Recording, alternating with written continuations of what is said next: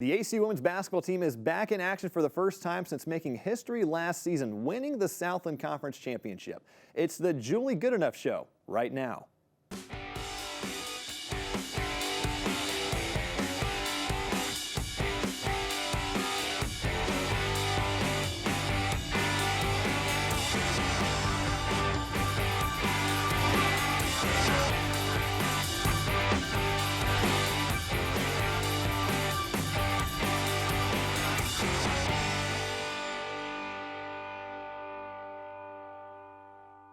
Welcome to a brand new season of the Julie Goodenough Show from the ACU TV studios on the campus of Abilene Christian University. I'm Owen Simpson alongside the women's head basketball coach, Julie Goodenough. Coach, I'm sure you're more ready than anyone for this season to get started. After the success you had last season, winning a conference championship and playing the NCAA tournament, how do you envision this year going? Gosh, we're just really excited to get started. We had a great summer. Our preseason practices have gone really well. We're led by a tremendous group of 5 seniors. I think at this point in the year, you're just ready for a game. We are tired of practicing against one another. We're ready to put our team out there, play against an opponent, and just see what we're able to accomplish this year. We have 12 returners from last year's team that had just such a historic season, and so we're looking forward to just riding that momentum into this season and seeing where it takes us. And you are projected first in the preseason poll for the Southland Conference. Including that, you made history. For the first time in program history, you received a vote in the USA Today Coaches Top 25 poll. With those high expectations, how do you expect this team to respond? Well, it's an interesting season for us because, last year, obviously, as a team and as a staff, we had really high expectations for ourselves, but no one outside of our locker room really anticipated us being more than just kind of in the middle of the pack for the Southland. Well, when your name shows up on a poll or you're picked to be one of the favorites in the conference, then you're no longer a secret. There's a target on your back. And so we'll see how this team handles that. You know, we kind of snuck in the back door and won a few games last year that maybe we weren't supposed to win, but we're not sneaking in anywhere this year with so many returners and with just a great veteran squad with a lot of experience. We're not going to surprise anyone. And so our players are very well aware of that nothing will be handed to us. We're going to have to earn everything this season. We'll preview the Wildcats' 2019-2020 schedule when we come right back, which features an exciting non-conference schedule. This is the Julie Goodenough Show.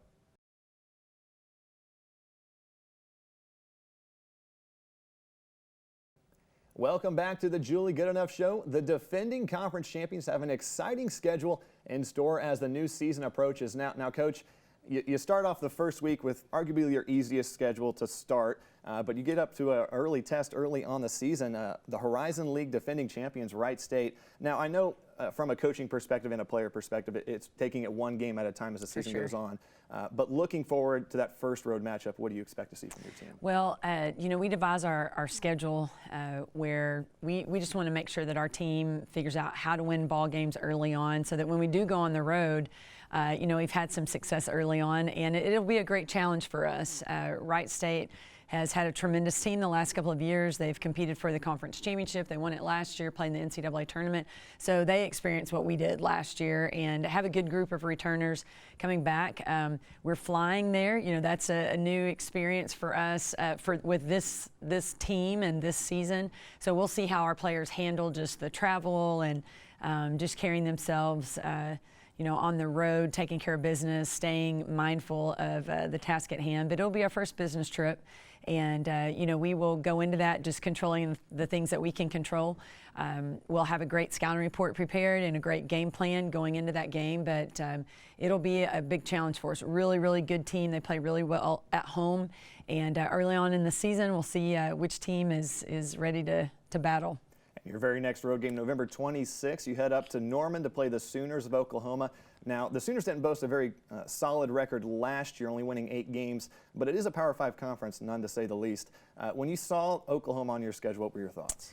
We were really excited and appreciated the invitation to play them, and we're excited about going to Norman. The entire state of Oklahoma has become a huge recruiting bed for us. We have found a lot of good players there. We're recruiting players that are freshmen, sophomores, and juniors in the state of Oklahoma. So we are really excited about the opportunity to cross the border and have a game in their home state. And we're looking forward to a big group of recruits and their families coming to watch that game. yeah, Oklahoma is a Big 12 school. I have a lot of respect for Sherry Cole and their program. You know, it's going to be a huge task for us. It's our David and Goliath on the schedule for sure. And when the time comes, I feel quite certain that our players will be ready mentally and physically for the challenge. But obviously, when you play the Power 5 conferences, you know they're going to be a lot bigger and a lot more athletic. They're going to be super quick, and so we have to figure out what we can do on our end. What is it that we can control that can counter some of the athleticism and the size that we don't have any control over?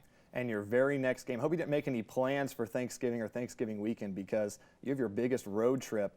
You head up to Oregon to play Portland the day after Thanksgiving. When you saw us on the schedule, what were your thoughts on it being on Thanksgiving weekend? This is the second year in a row you've played the day after Thanksgiving. What kind of implications does that have on your season? Oh, we love it. We always put a game right after Thanksgiving. We love playing during the Thanksgiving holidays, and to be quite honest, preparing for a game over Thanksgiving is awesome because our kids are not in class, so we have freedom to work out at different times of the day, and it's really fun when we go somewhere exciting and you know, either a tournament setting or a one game setting where the families of our players are interested in going with us. And so we have a really good group of parents that will follow us to Portland so we can have Thanksgiving with our team and with their families, and we try to do that every year as much as possible. It's fun. You know, it's part of Division I basketball. You know, you're more than likely you're going to be with your team over Thanksgiving and not necessarily your extended family. Same thing goes with small, you know, really short Christmas breaks, and then you hope you don't ever have spring break off. You want to be in postseason. So it's kind of part of Division I basketball, and I love it. You know that you're going to spend a lot of your holidays with your team and with your staff. And then you've got a big one at Moody right after that. It'll be a rematch with Tulsa. Now, you played them last year, losing 75-63, a close-fought match. This time you get the home field advantage. How big of a game is this on your schedule? Well, we really appreciate the opportunity to play Tulsa again. We have a hard time getting Division I non-conference games in Moody. Last year we had one. It was the University of Arkansas. And so this year we have a couple of Division I opponents coming in for non-conference, and we just appreciate, you know, their willingness to schedule a road game with us. We did not play well at all at Tulsa last season. It was a tough road game for us. We just didn't respond very well, and it came after winning 3 games on the road right before that. And so we were really disappointed in just our mentality, and we didn't have very much toughness at Tulsa. But they're a very well-coached team. They play in a tough conference, and they beat us pretty handily at their place. And so we're excited that we get to play them again, and you know, playing at home, we're confident we'll have a really good crowd. We will definitely have the home court advantage, and hope to get that win back from them. Looking into conference play, last year you started 5-1 in the Southland. Looking at this new season, how do you plan on replicating that kind of success? Golly, that is so far ahead for me. I'm just thinking about our games this week. You know, we really do just take it one day at a time, one game at a time. We talk endlessly to the point where our players get sick of it, but we talk a lot about control the controllables. And so we take one opponent at a time. My assistant coaches do a tremendous job with our scouting reports, trying to share as much information and detail with our team as possible so that they can be just mentally alert and prepared for each opponent we play. The Southland Conference is such a well-coached conference. We see so many different styles of play within conference, and travel is it's kind of a bear. We are the furthest western team in the league, so you know, when we hit the road, it's a pretty good road trip, and so you've got to kind of counter the travel and sleeping in hotels and that kind of thing. So there's just so much that goes into play, and we really challenge our players, just be where your feet are. You know, we're getting ready for our first game and our second game right now, and we do want to enjoy these games. Every single game, just one game at a time. We have 5 young ladies on our team who are seniors who, you know, this is the last season they'll ever be a Wildcat, and so we want them to enjoy every trip we go on, every scouting report, every game that we have. And you know, this is the time of the year that I know our players are really excited about games starting, but I kind of want to pump the brakes because I know how quickly time goes by as soon as we start playing ball games. And I love our whole team, but you know, our senior class is really special, and I know with each passing game it's just one less game that I get to coach them. And so, you know, we're just going to enjoy the process, enjoy every day of prep and every game that we have coming up. After falling to Baylor in the first round of the NCAA tournament last season, after the game you mentioned looking into next season, you want to have a tougher non-conference schedule. You don't want to be a 16 seed again. You want to be able to be actually compete with these teams in the first round. Well, here's the schedule. What are your thoughts on it? I think that we've done a great job putting our non-conference schedule together. Coach Drew helps me with that, and it's really challenging. We've got good games on the road. We've got some good home games as well.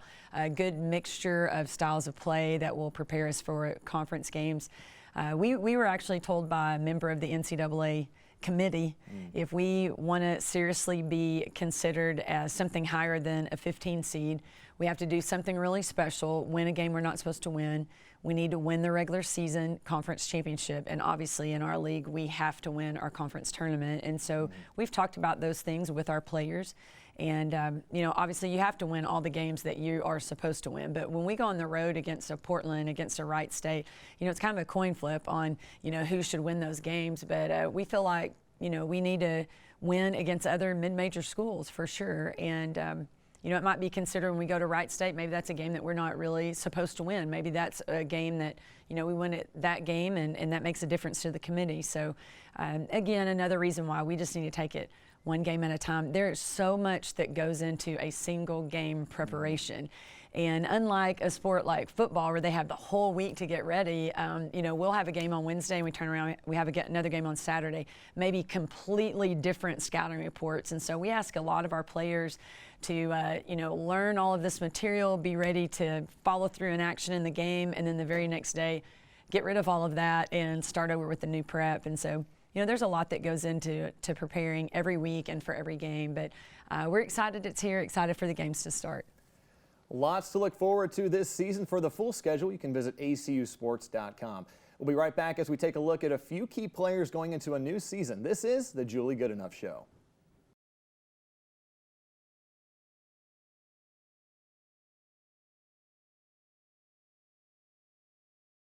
Welcome back to the Julie Goodenough Show. The Wildcats find themselves in a very unusual situation. After winning a conference championship a season ago, that championship team is almost 100% intact. ACU had just one senior last year, Sarah Williamson. Coach, while it's nice to have most of the team back from a season ago, Sarah was a big part of that team. I mean, shooting over 60% from the field. How big of a loss is she as a player and a leader? Sarah was with us for 4 years, and her senior year was by far the most outstanding season of her career. She was, our leading scorer on multiple occasions. She was so difficult to defend. She was not known as a strong three-point shooter, but if you allowed her to get the ball in the paint, she was pretty crafty and she knew how to score as well as find open shooters. She led the conference in field goal percentage. That's a big loss, and that's tough to do as a perimeter player, and she was able to do that. But she just crafted her game where she was pretty elusive on the drive and just did a tremendous job for us last year.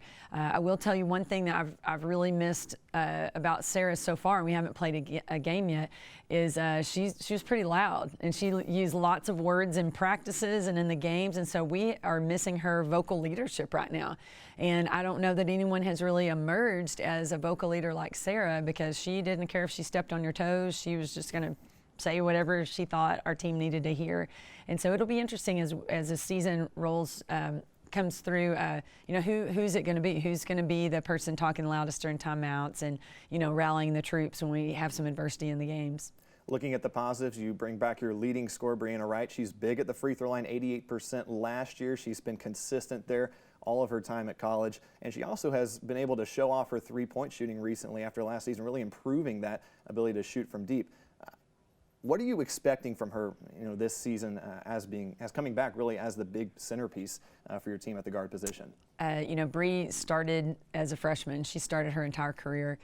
She's had to carry the load of this team for too long. No player should have to lead her team as long as she has. She's just been tremendous.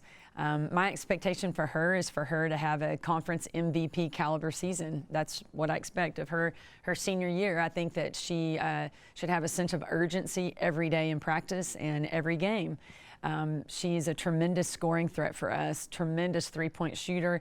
Her goal is to lead the league in free throw percentage.